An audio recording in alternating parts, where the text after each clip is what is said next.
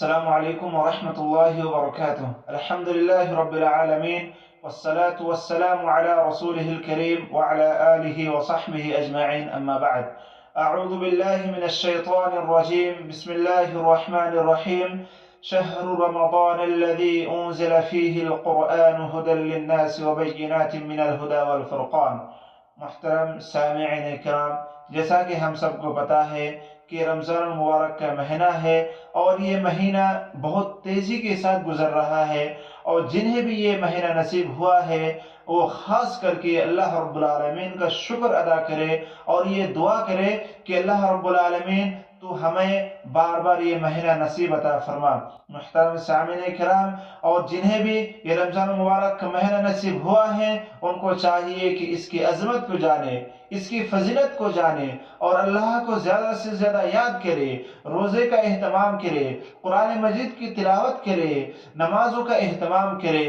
اور سلف صالحین کا یہ طریقہ تھا کہ سلف صالحین یہ اللہ سے دعائیں مانگتے تھے کہ اللہم بلغنا شہر رمضان، یا اللہ ہم تک رمضان المبارک کا مہینہ نصیب عطا فرما، اور یہ دعا مانگتے تھے۔ جب رمضان المبارک کا مہینہ چلے جاتا تھا، جب گزر جاتا تھا، پھر یہ اللہ رب العالمین سے یہ دعا مانگتے تھے کہ اللہ ہم نے تیری خاطر، ہم نے تیری رضا کے لیے، ہم نے تجھے خوش کرنے کے لیے جو بھی روزے رکھا، جو بھی عبادتیں کی، جو بھی نمازیں پڑھی، جو بھی تلاوتیں کی، اللہ تو ہماری تمام عبادتوں کو قبول عطا فرما۔ محترم سامعین کرام،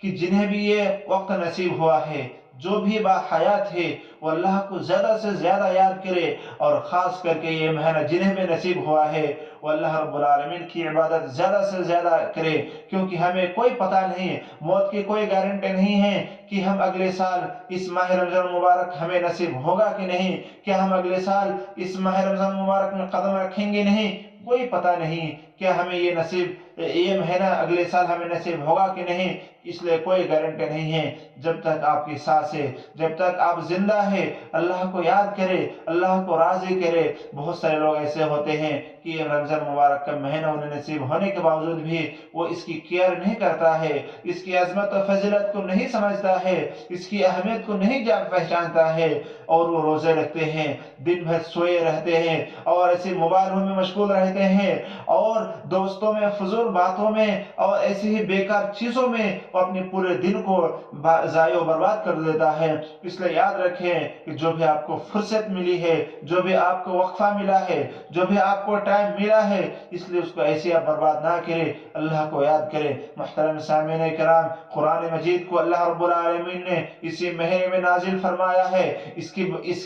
سے یہ پتہ چلتا ہے کہ اس کی عظمت بہت زیادہ ہے۔ اللہ تعالیٰ قرآن مجید کے اندر ارشاد فرماتا ہے، شہر رمضان الذي انزل فيه القرآن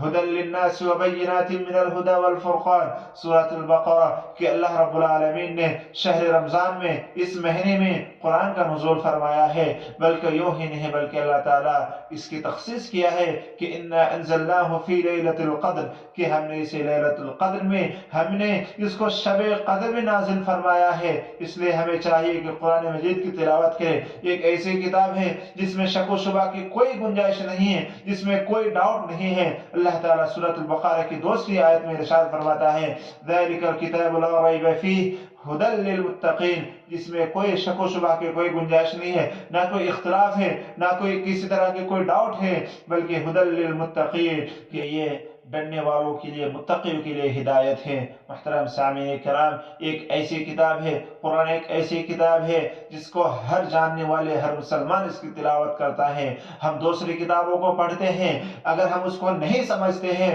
تو ہمیں مزہ نہیں آتا ہے، پھر ہم اس کو پڑھنا پسند نہیں کرتے ہیں۔ لیکن قسم خدا کی، ایک قرآن مجید ایک ایسی کتاب ہے جس کو انسان نہیں سمجھتا ہے، پھر بھی اس کو پڑھتا ہے، جب اسے ان کے پڑھنے کا دیوانہ بن جاتے ہیں تو کبھی اس کو بھولتے نہیں ہیں۔ اس لیے آپ پڑھ کے دیکھیے، آپ کم سے کم قرآن کو سنیے، جو اچھے اچھے قراء ہیں، جو اچھے اچھے حافظ ہیں، ان کو سنیے، اچھے اچھے علماء کو سنیے۔ آپ کو کتنا اچھا لگے گا جب آپ اس کو خود پڑھیں گے، آپ کو ایک الگ ہی سکون محسوس ہوگا،